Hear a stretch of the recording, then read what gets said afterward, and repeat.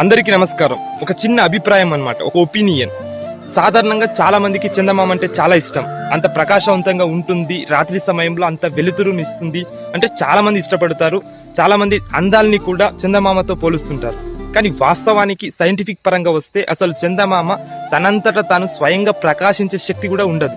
తనకు వెనకాల ఉన్నటువంటి సూర్యకిరణాలు ఎప్పుడైతే దీనిపైన పడి ప్రతిబింబం చెంది చంద్రుడి పైన పడతాయో అప్పుడు ఆ చంద్రుడు ప్రకాశవంతంగా కనిపిస్తాడు. కానీ వాస్తవంగా జనాలు మాట్లాడుకునేది ఏంటి? చంద్రుడు చాలా అందంగా ఉన్నాడు, చందమామ చాలా అందంగా ఉంది అని అంటారు. కానీ ఆ వెనకాల ఉన్నటువంటి సూర్యకిరణాలు వాటి యొక్క కారణాన్ని గుర్తించరు.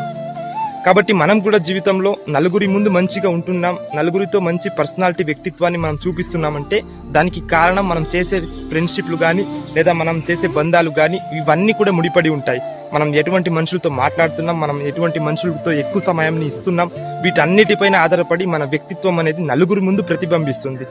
కాబట్టి before choosing your circle, choose carefully and wisely, because at the end they are the reflection for your attitude and your personality.